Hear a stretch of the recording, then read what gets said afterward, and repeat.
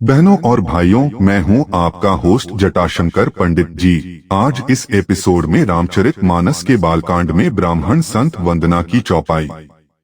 सठ सुधर ही सत्संगति पाई, पारस परस कुधात सुहाई, विधि बस सुजन कुसंगत पर ही, फनी मनी सम निज गुण अनुसरही की व्याख्या की जाएगी। चलिए शुरू करते हैं।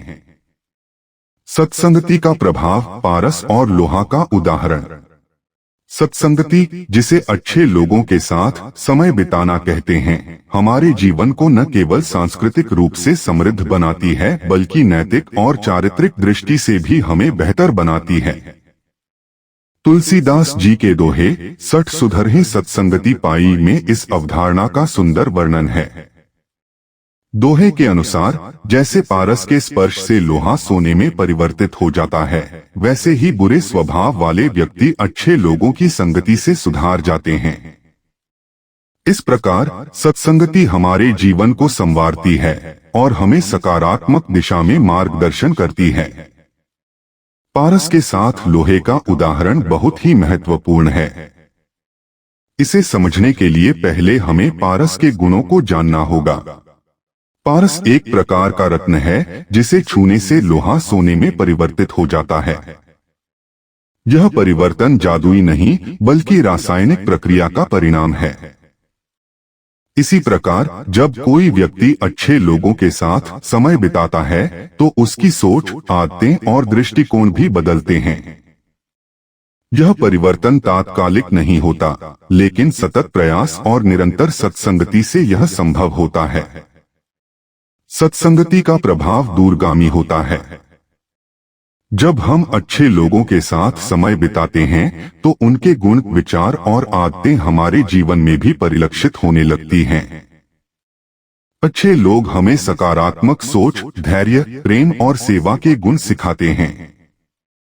वे हमें प्रेरित करते हैं कि हम अपने जीवन में नैतिक मूल्यों का पालन करें और सच्चाई के मार्ग पर चलें। यह हमें आत्म साक्षात्कार और आत्मविकास की दिशा में अग्रसर करता है। इसलिए सत्संगति का महत्व केवल धार्मिक या आध्यात्मिक दृष्टिकोण से नहीं बल्कि सामाजिक और व्यक्तिगत विकास के लिए भी अत्यंत आवश्यक है। पारस और लोहे का उदाहरण हमें यह सिखाता है कि हमें उन लोगों की संगति करनी चाहिए जो हमें अच्छा सकारात्मक प्रभाव दे सकें और हमें एक बेहतर व्यक्ति बनने में मदद करें।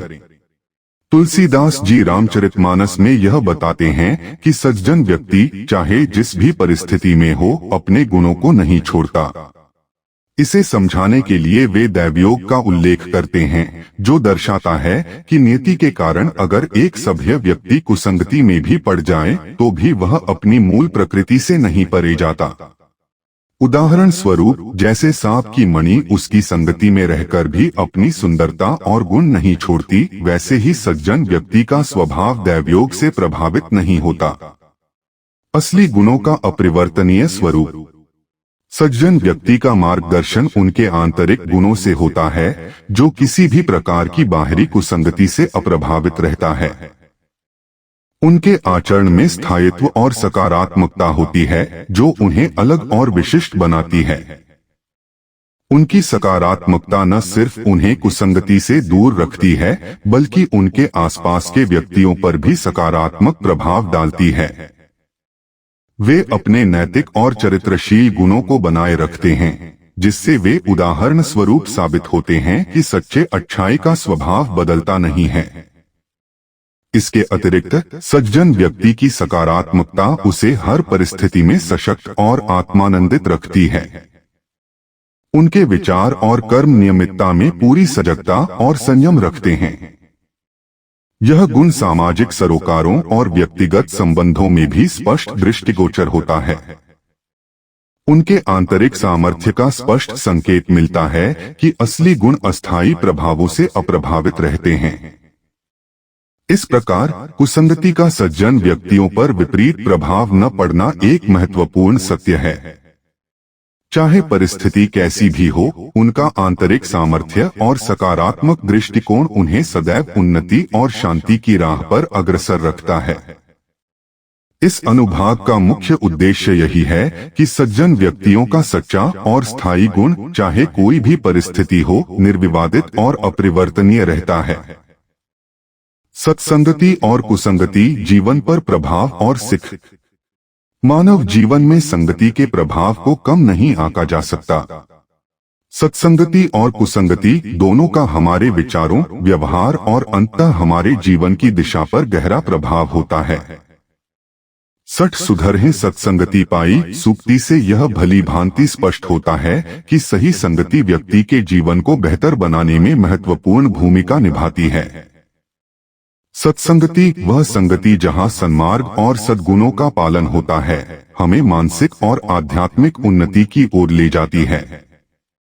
इसके विपरीत कुसंगति वह संगति जो दुष्टता और अनुचित आचरण की ओर ले जाती है, हमारे जीवन में बाधाएं उत्पन्न कर सकती है।